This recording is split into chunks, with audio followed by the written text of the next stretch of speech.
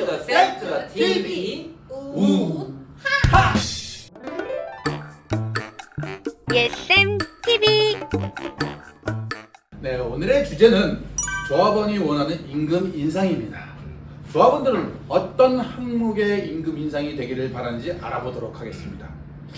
내년 23년 네. 예술 강사 예산 정부안이 작성 중인데요. 네. 좀 희망적인가요? 객관 상황은 사실 희망적이지 않습니다. 음. 정부는 예술 강사 예산의 10%를 삭감하려고 하고 있어요. 아이고 저런. 10%나요? 네. 아는 분들도 계시겠지만 네. 윤석열 대통령이 지난 7월 7일에 국가재정전략회의를 개최를 하고 네. 강도 높은 지출 구조조정을 진행하겠다고 밝혔습니다. 다른 부처도 마찬가지겠지만 문화예술 예산은 대부분 10% 또는 그 이상 삭감하겠다고 발표를 했습니다. 왜 그런 거죠? 제가 조사를 좀 해봤는데요. 네. 오.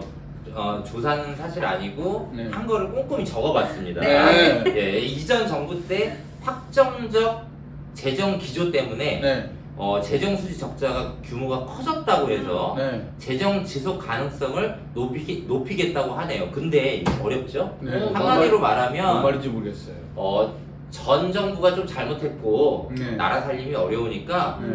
그 핑계를 대면서 네. 이제 재정을 더 높일 수가 없다 이렇게 얘기한 겁니다. 네. 근데 세금은 매년 늘어나잖아요, 사실. 그렇죠, 그렇죠. 국내 매출 1000대, 상장사의 지난해 영업이익과 당기순이익이 최고치를 기록했다고 하는데 네. 그 많은 세금을 걷어서 도대체 뭘 하려고 하는 걸까요? 그러게요. 네. 부자들은 앉아서 돈을 벌고 코로나 때문에 힘들어하는 국민들의 어려움을 아랑곳하지 않겠다는 거죠. 맞아요. 네. 예술 강사 예산은 김대중 대통령, 노무현 대통령, 이명박 대통령, 박근혜 대통령까지 계속 늘었잖아요. 네, 들었습니다. 그러다가 문재인 대통령 때부터 매년 삭감이 동결이니 이러고 있는데요. 맞아요. 그러니까 생각해 보니까 네. 문재인 정권 때도 네.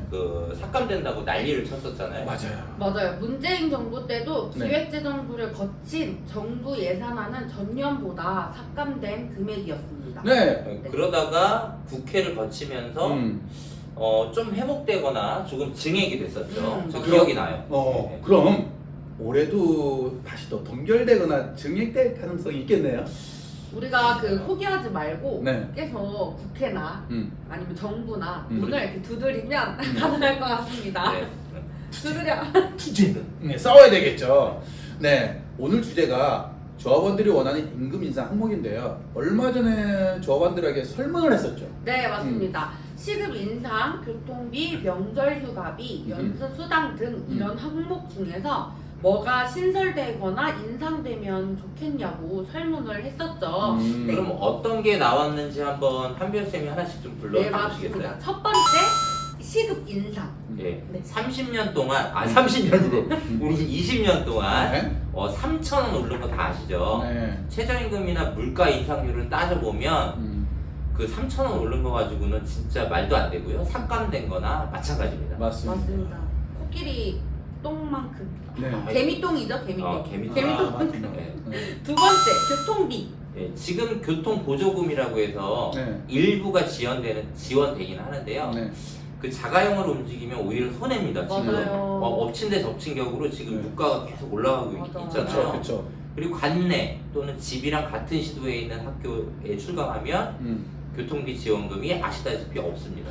저 네. 지금까지 한 번도 교통비 지원비, 교통 지원비 받아본 적이 없어요. 유유. 아이고 그렇구나. 네. 네. 잘합니다. 그 다음부터 뭐가 있나요? 세 번째, 명절 휴가비. 보통 직장을 다니면 명절에 상여금이 나오잖아요. 아니면 몇만 원짜리 선물이라도 준다고요. 근데 예술 강사는 명절 때가 되면 좀 마음이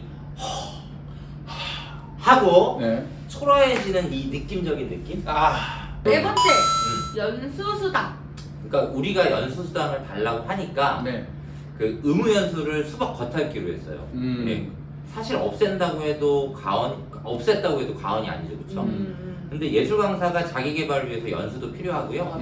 그리고 최저임금만큼이라도 수당을 줘야죠, 그렇죠? 그러면 위 네 가지 지금 말씀하신 네 가지 이외에 뭐 다른 의견이 나온 게 있나요? 네, 두 가지가 더 나왔었는데요. 네. 첫 번째는 1, 2월 출산 휴가 위로금. 음. 2번째는 겨울 방학 때 연구비 지원. 음. 이렇게 나왔습니다. 정부가 긴축 재정 기조를 잡았기 때문에 객관적 상황은 참 어렵습니다.